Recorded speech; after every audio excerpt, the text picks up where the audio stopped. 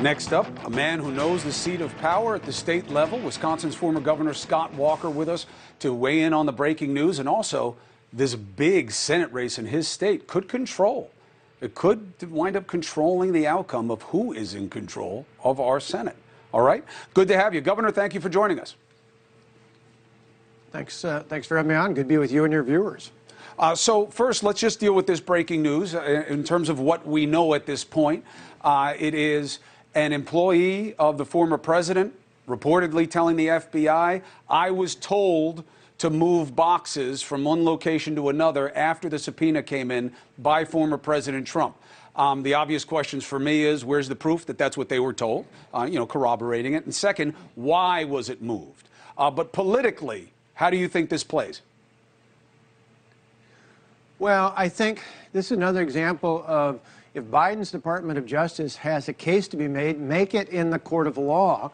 I think there's a lot of people who feel like they're trying to make it in the court of public opinion, either with leaks from the FBI or now with anonymous sources. If they can't come forward with things that are actually provable in a court of law, I think politically it's actually going to motivate a lot of conservative and even right-leaning in the middle voters who think this is somehow just a big witch hunt. Bill O'Reilly was saying something similar, but just to be clear, Governor, anonymous sources and things leaking out of the FBI during an investigation is not new nor unique to a Democratic administration, right? No, but I think the bottom line is we've seen enough of this in the past. I'll give you a prime example. A few years ago when people said, oh, federal agencies can't be manipulated, and then we found evidence the IRS was doing exactly that. I certainly don't want that from the FBI. I don't want that from the Department of Justice. But we've seen enough of the last few years. And I know it personally. They did the same sort of thing to me after a 5.5-year John Doe investigation. Finally, it was shut down after the facts proved that it was politically motivated. But I think voters, if anything, we saw a surge in the primaries close to the Mar-a-Lago raid. And I think until they can prove something otherwise in the court of law, it's probably going to motivate more Republican voters than Democrat voters. Let's talk about the Senate race in your state. The numbers have widened. We have a couple of polls here. Last September was neck and neck, basically, right? Johnson was up within the margin of error. Now, latest polling has him up, what, 5-6 points? What do you think changed the race between the sitting senator, and the Lieutenant Governor Barnes? I think once people got to know Mandela Barnes, they didn't like it. I mean, public safety is a big issue in Wisconsin all across the country. Heck, we sadly just had a 12-year-old girl killed the other day in Milwaukee. And you see this ongoing trend. Once Mandela Barnes cleared the field, he got people out of the Democrat primary. That allowed Johnson and his supporters, people like myself and others, to draw attention to just how radical Mandela Barnes is, particularly on public safety. This is a guy in the past who's advocated for the end of cash bail.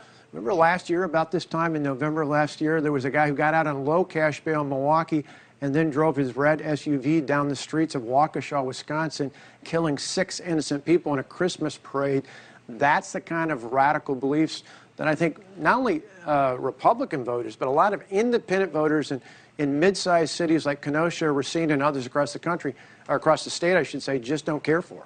You don't consider Senator Johnson and some of the antics that he had in and around the former president and investigations as radical?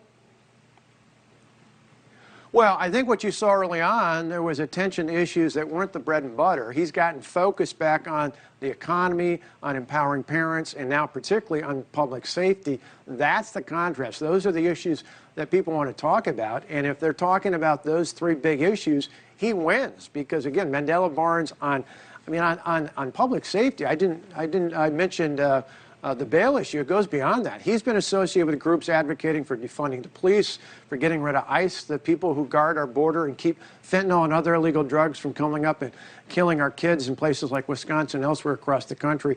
This is a guy who doesn't just have radical ideas. He has increasingly been shown to be a radical himself.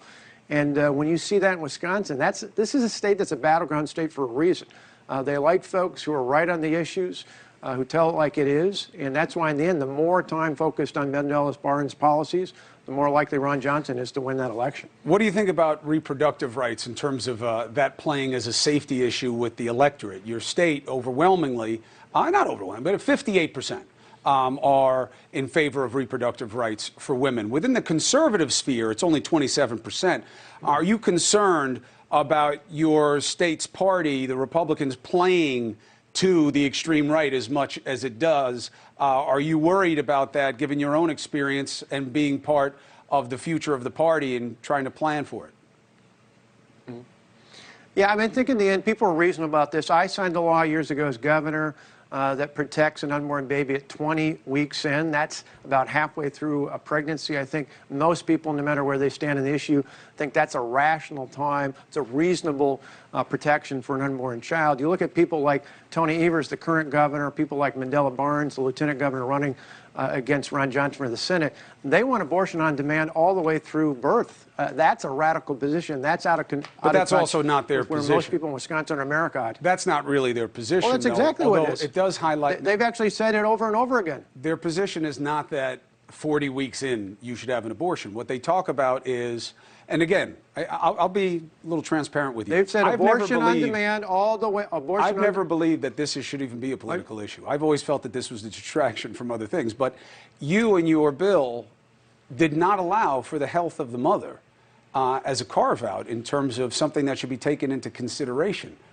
And you have a governor and you have the Democratic Senate candidate who obviously want to do that. Your state is in favor of that.